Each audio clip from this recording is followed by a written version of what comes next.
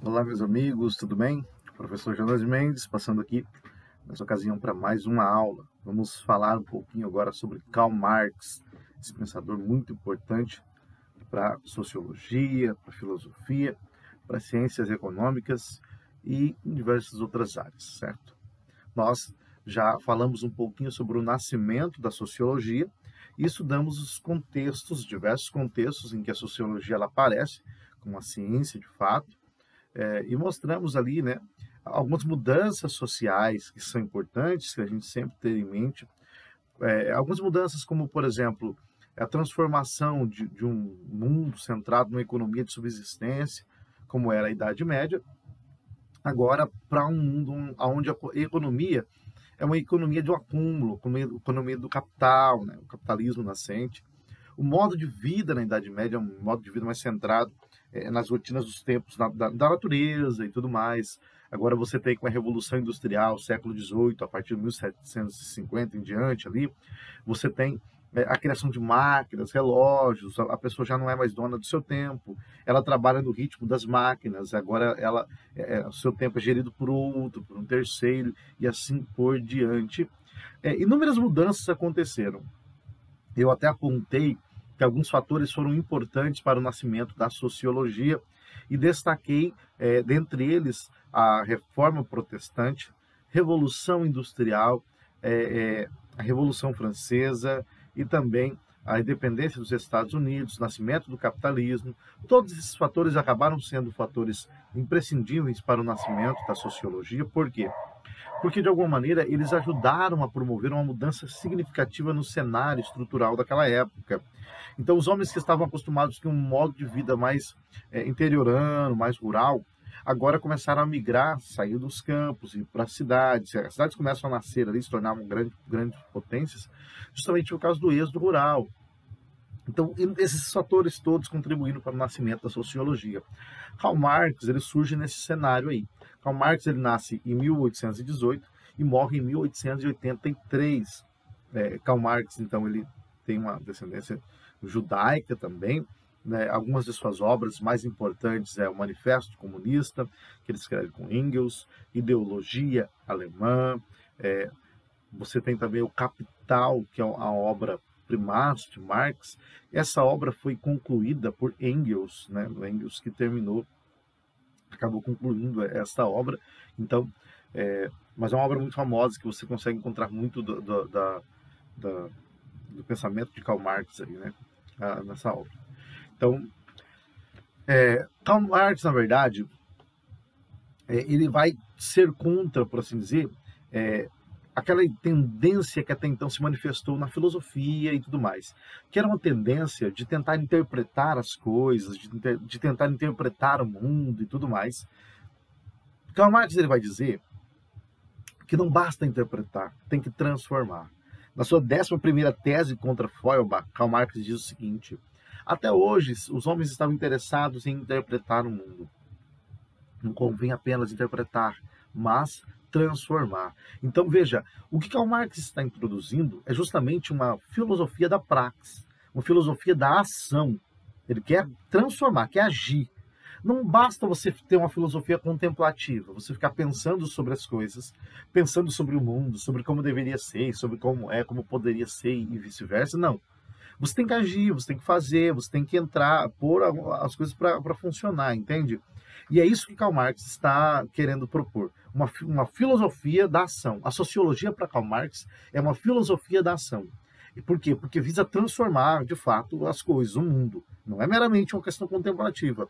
Você não vai ficar pensando no seu gabinete sobre como as coisas funcionam ou poderiam funcionar. Não, você vai agir. Essa é a ideia, ok? Bom, Marx, em seu tempo já, ele não gostava de ser associado com o marxismo.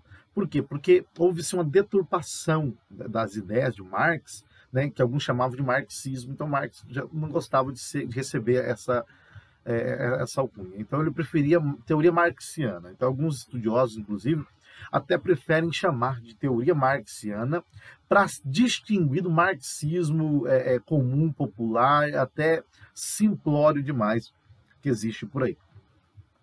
A teoria marxiana, mas a gente vai acabar chamando de marxista, né, porque é natural, né? A teoria marxiana, ou marxista, era composta por duas teorias, uma científica e uma teológica, uma filosófica, certo? Então temos o materialismo histórico e o materialismo dialético. O materialismo histórico é o campo científico, o materialismo dialético é o campo filosófico. Como que seria essa ideia do materialismo histórico para Karl Marx? É muito simples.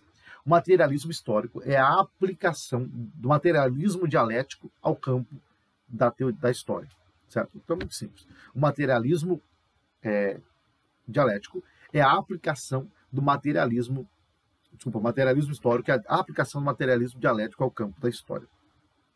Vou explicar de forma mais simples. Funciona assim.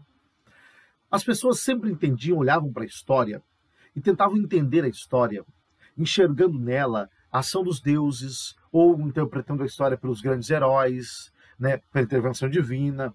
Não, a história é o resultado da intervenção de Deus. Deus está intervindo na história, então a história está nas mãos de Deus. Ou outras pessoas diziam, não, a história, na verdade, é a história dos grandes heróis, a história dos vencedores, né? Os pessoas gregos ali, você tem os grandes heróis gregos e tudo mais. Então as pessoas tendiam a olhar para a história e interpretar a história à luz dos heróis, ou dos deuses, e a história sempre é interpretada à luz dessas entidades. Karl Marx, com o materialismo histórico, ele vem e olha para a história e diz, não, nós devemos interpretar a história a partir de aspectos materiais, através dos fatores materiais. O materialismo histórico é a explicação da história por fatores materiais ou econômicos. Por isso que é materialismo histórico, ou seja, você vai olhar para a história e interpretar a história a partir de fatores materiais, fatores econômicos. Simplesmente isso. E por que é materialismo histórico dialético? Por que é dialético? Porque a dialética, ela pressupõe o confronto, certo? O confronto de ideias. Não é dialético, que surgiu com Hegel. Você tem uma tese, antítese, e a partir desse confronto de tese e antítese surge uma síntese. Então você tem ideias opostas que lutam, e da luta dos opostos surge uma outra ideia. Para Karl Marx, funciona o seguinte, a luta de classes está na base da sociedade, e é a luta de classes que está movendo a sociedade. O motor da história é a luta de classes, certo? E a luta de classes é movida por quais interesses? Justamente pela sobrevivência, pela manutenção da existência, por fatores materiais, fatores econômicos, é a sobrevivência, certo? O interesse dos homens na luta de classes é justamente a sobrevivência, quem vai possuir os meios naturais de produção, quem vai possuir a terra, quem vai possuir as condições naturais de produção e tudo mais. Então veja só, a luta de classes entre burguesia, proletariado, você tem servo, senhor, e assim vai por diante, senhores feudais e camponeses, é a luta de classes que move a sociedade, é o motor da sociedade. Para Karl Marx, a sociedade está passando por, ela enfrenta um processo evolutivo, certo? Se você pegar a história da humanidade, Karl Marx vai mostrar que ela passa por um processo evolutivo. Até ela é o motor, inclusive a luta de classe, é esse motor que está por trás da história da humanidade, fazendo a história da humanidade evoluir, progredir para um ápice. E qual seria o ápice? Seria o comunismo, que é onde tudo é comum a todos, né? O próprio Karl Marx, ele diz o seguinte, ele diz que houve um tempo em que a gente vivia uma comuna primitiva. A comuna primitiva, Karl Marx fala, é muito antigamente, quando tudo era comum a todas as pessoas. Não havia divisão de classes, não havia propriedade privada, não havia divisão do trabalho, tudo era comum a todos, por isso que era comuna primitiva. Só que aí, com o passar do tempo, algumas pessoas começaram a falar, não, isso aqui é meu. Começaram a se arrogar o privilégio de ter uma propriedade privada. E com isso a desigualdade foi surgindo. E com a desigualdade, né, foi surgindo também a luta de classes, certo? Só que conforme a história vai se desenvolvendo, as pessoas vão tomando mais consciência, né, dessa briga, do seu lugar na história, do seu papel e tudo mais. Então, Karl Marx acredita que a luta de classes entre os dominados e os dominantes, ela acontece desde os tempos antigos, certo? E é a luta de classes que está levando a sociedade adiante. Por isso que é dialética, porque envolve a luta de classes, e é materialismo, porque o interesse, o motivo, são fatores materiais e econômicos. A história é guiada pela luta de classes, certo? A história é um materialismo histórico dialético, seria essa a ideia, tá? Para Karl Marx, então, tentando explicar um pouco mais ainda a ideia de Karl Marx vai dizer que a sociedade ela também está estruturada em duas grandes partes. Para Karl Marx, a sociedade está estruturada em infraestrutura e superestrutura. Isso que é muito importante, tá? Muito importante que gravemos isso aqui. Vamos lá? Para Karl Marx, a sociedade está estruturada em duas partes. Tem dois grandes níveis, que ele chama de infraestrutura e superestrutura. Vamos lá? Infraestrutura, superestrutura. O que seria isso, professor? O que é infraestrutura e superestrutura? Eu não sei, fica tranquilo. Vamos entender agora. Imagine uma casa, pensa na sua mente em uma casa, um prédio, alguma coisa assim. Quando você olha para o prédio, para a casa, você vê a parede, ou o telhado, você vê aquela estrutura toda, certo? Você vê aquela estrutura toda. Só que, na verdade, antes de fazer um prédio, as pessoas têm que fazer o quê? A base.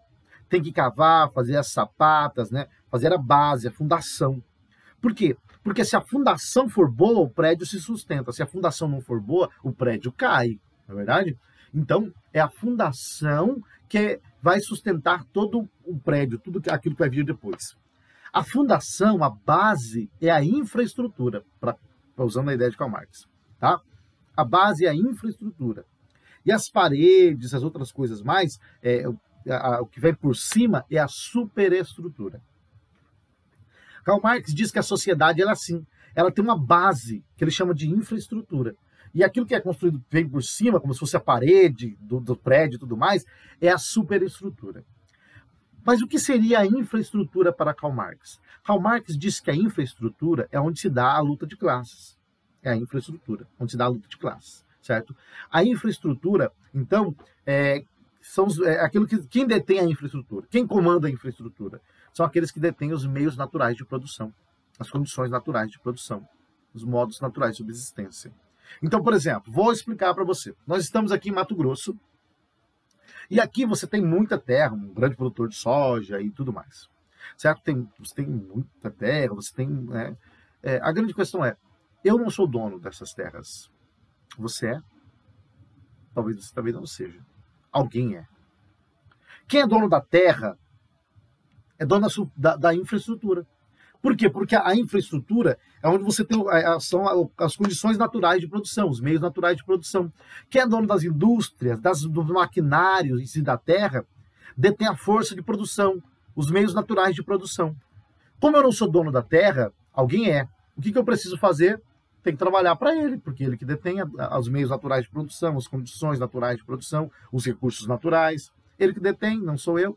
Então eu preciso trabalhar para ele, porque ele que detém isso aí. Então eu vendo minha força de trabalho para ele. Entende? Então, para Karl Marx, o que move a sociedade é justamente isso. Quem detém a infraestrutura, que são as condições naturais de produção, os meios naturais de produção, a força de produção, por assim dizer, né? Que é a terra, os maquinários, as empresas e tudo mais. Quem detém isso aí, comanda. Comanda.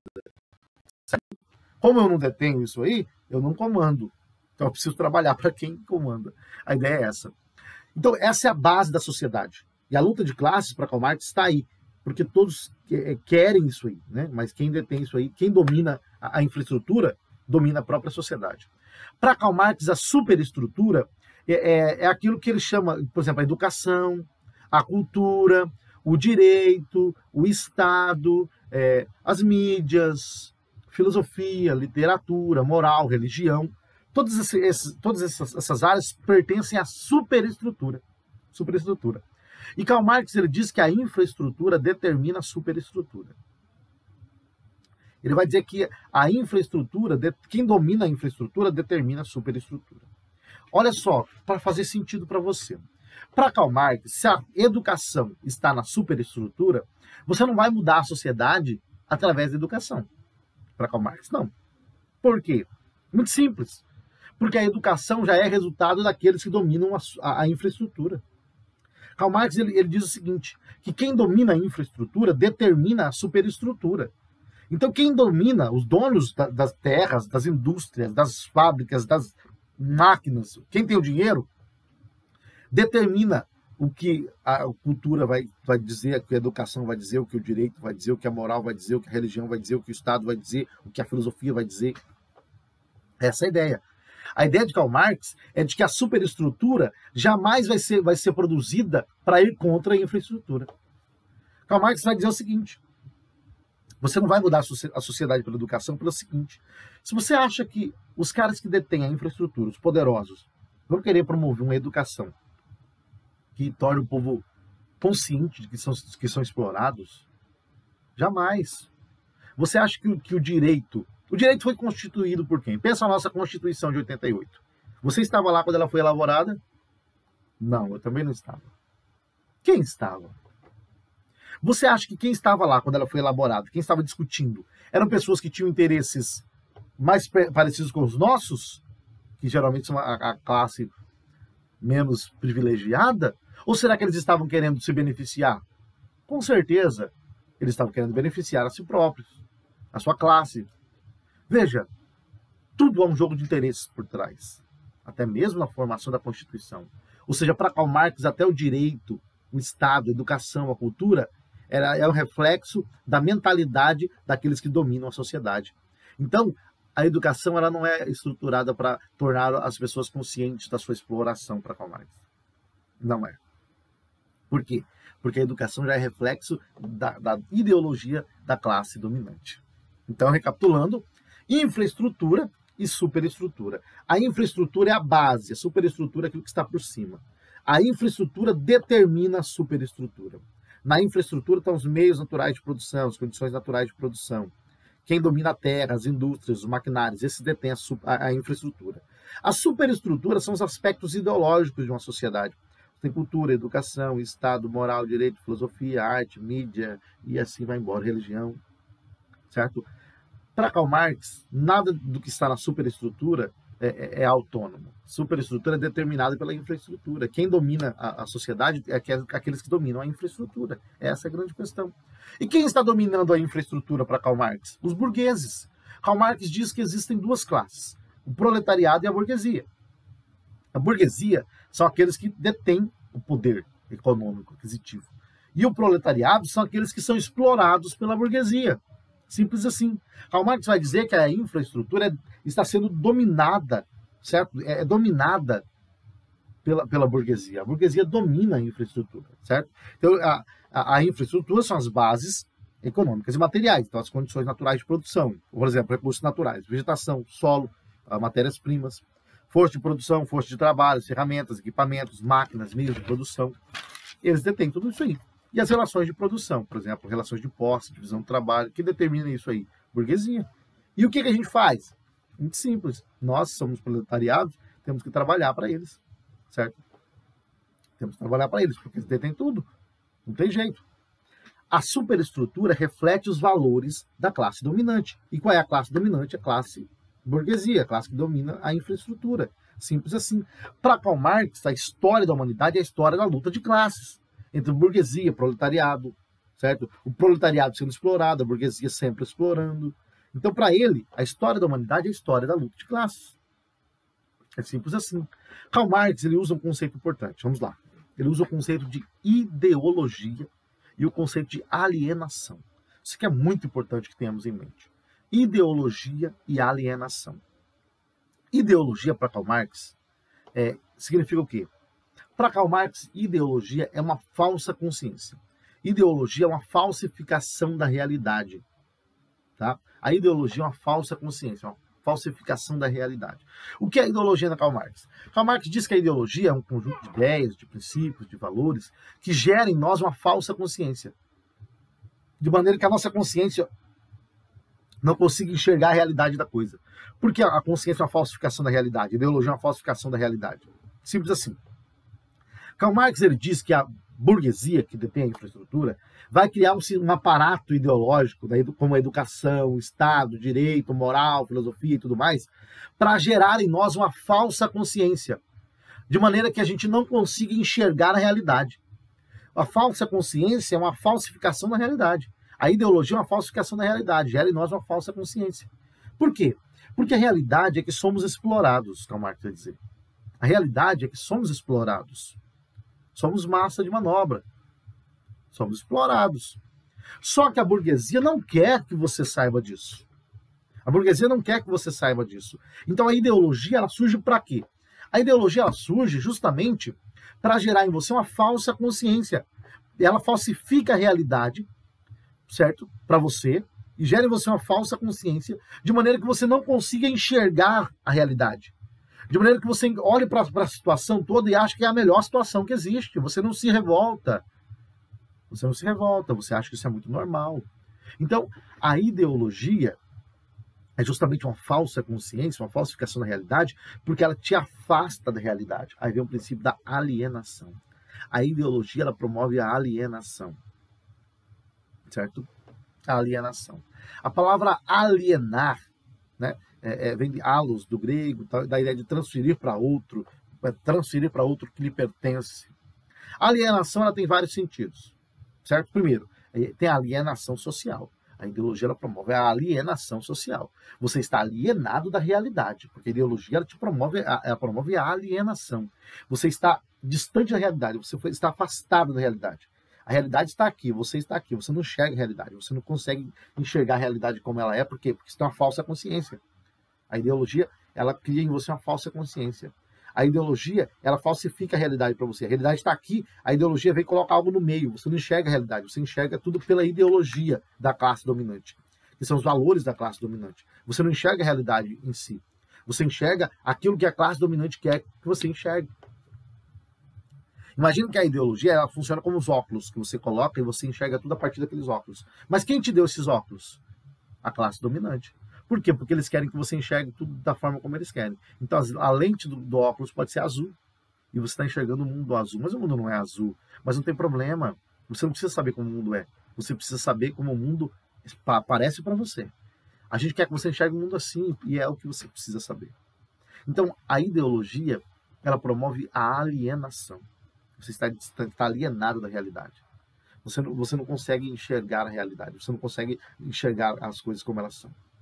Isso é importante para Karl Marx dizer por quê? Porque aí você não se revolta. Você não se revolta, você aceita. É muito fácil, você vai se revoltar por quê? Né? Então você aceita. Karl Marx, ele diz o seguinte, ele começa o Manifesto Comunista dizendo: um espírito ronda a Europa, o espírito do comunismo. E ele termina o Manifesto Comunista dizendo: trabalhadores de todo mundo, univos, porque não temos nada a perder, a não ser as nossas correntes, as nossas cadeias. O que é a ideologia? A ideologia é justamente criar uma falsa consciência a ponto de que você não enxerga as cadeias que te prendem, as correntes que estão prendendo as suas mãos. Você está preso, você está algemado. Mas a ideologia, ela gera em você uma falsa consciência, de maneira que você olhe para as correntes e pensa: não é a corrente. Isso aqui é coisa normal. É como se você pudesse enfeitar a corrente a ponto de você olhar para ela e falar: isso aqui é legal, tá bonitinha, a corrente tá bacana. A ideologia, ela diz para você que a única forma de vida que existe é essa que você tem, e que não há nada melhor. Então é melhor você aceitar isso, porque é a única coisa que você pode ter. Ou seja, você é explorado, aceita, porque não vai ter nada melhor para você mesmo. Essa é a única vida que você tem e é a única vida que você poderia ter. E pronto, é assim que as coisas funcionam, é assim que as coisas são. É uma ideologia por quê? Porque isso é mentira. Isso é mentira. Mas quem domina a sociedade, quem está na base, dominando as relações de poder, enriquecendo, eles não querem perder isso aí. Então eles vão criar essa ideologia para se beneficiar. Karl Marx vai dizer que o Estado, ele é um aparelho ideológico, da burguesia. Por quê? Porque o Estado não vai contra a classe dominante, porque quem domina os valores que gerem, que movem o Estado, os valores que movem o direito, os valores que movem a moral, são os valores da classe dominante. Veja só, nós temos aqui em Mato Grosso muitas regiões que foram asfaltadas. A maioria das regiões que foram asfaltadas era porque os grandes homens tinham terra lá. Então tem que asfaltar, porque a terra é deles, o caminhão deles não pode passar por lugar que não foram asfaltados. E quem fez asfaltar isso aí? O governo. Mas o Estado, o governo, ele estava trabalhando a favor de quem? De quem domina. Certo? Então, é assim que funciona. Karl Marx vai mostrar justamente que quem domina a infraestrutura domina toda a sociedade. Que os valores que movem a superestrutura já são determinados pela infraestrutura. Por mais que você não perceba isso. E a sua consciência, ela é determinada por um conjunto de valores e princípios que são impostos por uma classe dominante. Por quê? Porque não quer que você enxergue a realidade. A palavra alienação, como eu disse, tem vários sentidos. Tem a alienação social, quando você não consegue enxergar para a realidade, porque a ideologia gera em você uma falsa consciência. Ela falsifica o mundo para você. Você olha para o mundo, mas você não enxerga o mundo como ele é. Você enxerga o mundo como querem que você enxergue, como a classe dominante quer que você enxergue. Você está olhando para o mundo a partir da ideologia da classe dominante, com o óculos que a classe dominante te deu. Então você não enxerga a exploração, você enxerga aquilo que eles querem que você enxergue. E você acha que a sua vida é maravilhosa, porque eles querem que você pense assim. Então a ideia é essa. A sua consciência é uma falsa consciência. A sua consciência precisa ser libertada. Alienação, então, alienação social. Temos também alienação no sentido econômico. O que Karl Marx vai dizer? Karl Marx vai dizer que a alienação no sentido econômico é quando você não tem a terra mais, você não é dono da terra, você não é dono dos meios de produção, você não é dono da força de trabalho, de recursos naturais, nada. Então o que você tem que fazer? Vende a sua força de trabalho para quem é dono. Vai trabalhar nas indústrias. Vai ser empregado do outro. Você não é mais seu. Sabe lá na Idade Média, quando aquele trabalhador, aquele artesão, aquele cara que trabalhava em casa, ele pegava, ele fazia a bota, ele fazia ali, construía a bota, confeccionava, e ele vendia aquela bota, ou trocava aquela bota. Ele que fazia. Ele se enxergava naquilo ali, ele que fez, sabe? Ele gastou tempo. Tempo é vida. Ele gastou vida naquilo que ele fez. Entende? Quando ele fez aquilo, ele gastou tempo, ele gastou vida, ele se empenhou. Então ele trocava aquilo. Ele sabia quanto aquilo lhe custou, sabe? Ele custou. Ele sabia. Agora não, com a modernidade, com a Revolução Industrial, o homem não adianta mais fazer a bota em casa. Ninguém vai comprar. Ele precisa procurar um emprego nas indústrias. E agora na indústria, ele vai trabalhar para um outro. Ele vai fazer a bota. Ele vai construir uma bota. Vai fazer uma bota como antes. Só que agora a bota não lhe pertence mais. Agora a bota pertence a uma outra pessoa, ao dono da empresa. A bota não lhe pertence mais. Então, ele fez aquela bota. Ele gastou a sua vida fazendo aquela bota. Mas quando ele olha para aquela bota, ele não se enxerga mais na bota. Ele não se identifica mais. Por quê? Porque a bota não lhe pertence mais. A bota pertence a outra pessoa. Karl Marx vai dizer que toda vez que nós fazemos alguma coisa, um trabalho, algo, nós exteriorizamos um pouco do nosso ser ali, sabe? Um pouco da nossa essência naquilo que nós fazemos. Então, Karl Marx vai dizer que o trabalho, aquilo que nós produzimos, é uma exteriorização da nossa própria essência naquilo que fazemos, na bota ou qualquer outra coisa a mais. De maneira que eu me enxergo naquilo que fiz, porque exteriorizo um pouco de mim ali, sabe? Então eu me reconheço naquilo que fiz. E me alegro porque aquilo que fiz me pertence. E eu sou parte daquilo, me identifico naquilo, gastei vida ali. Uma parte de mim está ali. Então eu me identifico com aquilo que fiz. E me alegro com aquilo que fiz. Mas agora, se aquilo que fiz não me pertence mais, então quer dizer que uma parte da minha essência, uma parte da minha vida, uma parte daquilo que fiz está sendo tirado de mim todas as vezes? Que produz alguma coisa? Sim, é isso mesmo. Toda vez que você produz, que você trabalha, aquilo que você faz não te pertence mais. Pertence a uma outra pessoa. Alienação. Transferir para outra aquilo que te pertence. O produto do seu trabalho. Porque você vendeu a sua força de trabalho. Isso não te pertence mais. Pertence ao capitalista. Pertence a uma outra pessoa. E qual é a grande questão? A grande questão é que você não sente mais prazer no trabalho. Sabe por quê? Porque aquilo que você faz não te pertence. Aquilo que você faz não é seu. Aquilo que você faz agora é tirado de você. Um pouco da sua essência, da sua vida é arrancada de você. Porque aquilo que você produziu pertence a um outro. Porque você foi obrigado a vender a sua força de trabalho. Mas ao vender a sua força de trabalho, você não vendeu simplesmente a sua força de trabalho. Você vende um pouco da sua essência, um pouco de si mesmo, um pouco da sua vida. Porque quando você produz alguma coisa, você exterioriza o seu ser, a sua essência, a sua vida naquilo que você faz. Mas aquilo que você faz não te pertence mais. Então o trabalho para você se tornou uma coisa tediosa, cansativa, chata. Você não sente prazer mais, porque aquilo que você faz não te pertence. Alienação. Karl Marx vai dizer que o trabalhador, você produz 15 botas. 15 botas, você produz 15 botas. O trabalhador, o empregador, os burgueses te pagam por 2 botas. E as outras 13 botas fica com ele. Você trabalhou e produziu 2 botas. Ou 15 botas, melhor dizendo. Você recebe por 2 botas. E as outras 13 botas Fica com o dono da indústria. Dono da indústria.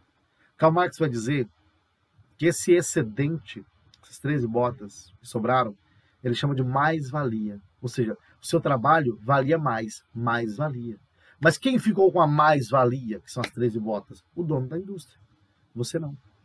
A mais-valia, que é o conceito importante para Karl Marx, mais-valia, é o excedente do seu trabalho. Então você produziu 15 botas e recebeu por 2, das outras 13 botas, é a mais-valia. O seu trabalho valia mais. Você produziu 15 botas, essas botas te pertencem, você que fez. É parte da sua vida. É parte de você. Você não precisa transferir para outro. Mas o capitalismo, ele nos obriga a fazer isso.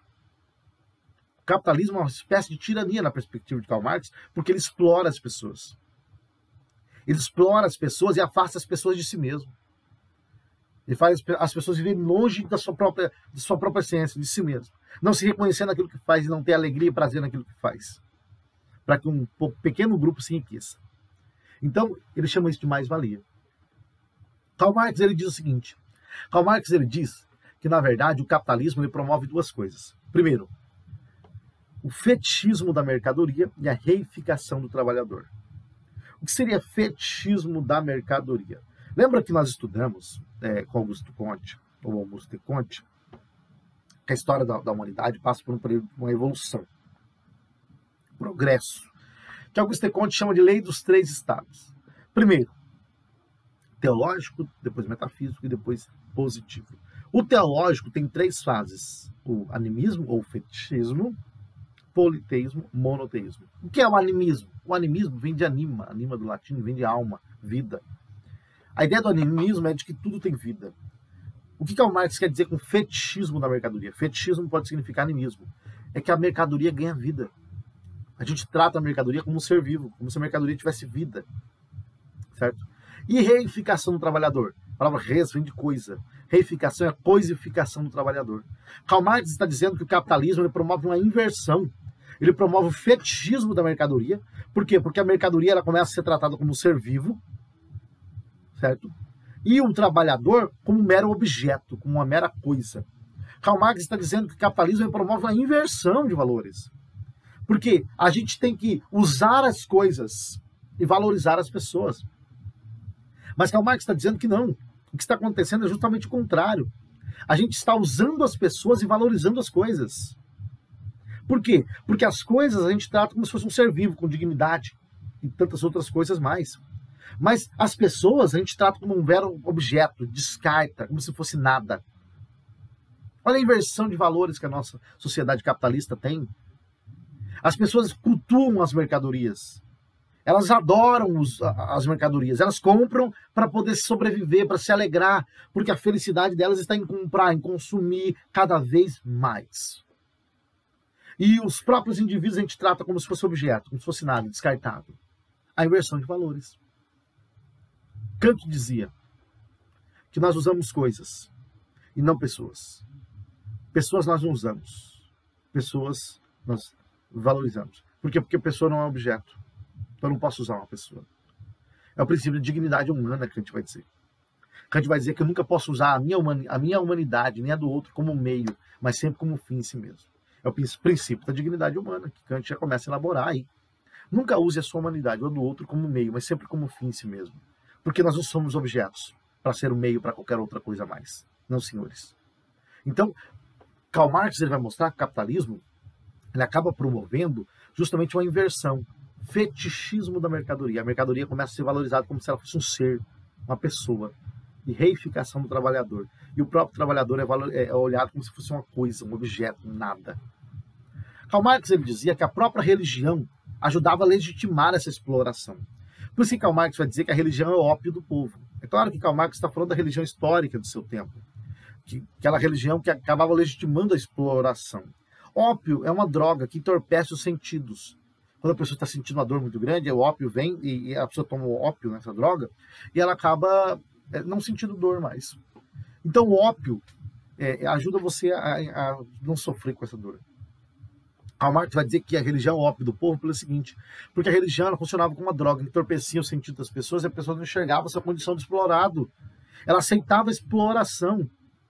E Karl Marx vai dizer que não, que a pessoa não pode aceitar a exploração. O que a pessoa tem que fazer é o quê? É lutar contra, se revoltar, você entende? Buscar subverter as bases da sociedade. Karl Marx falava que as coisas só vão mudar de fato quando a gente promover uma revolução.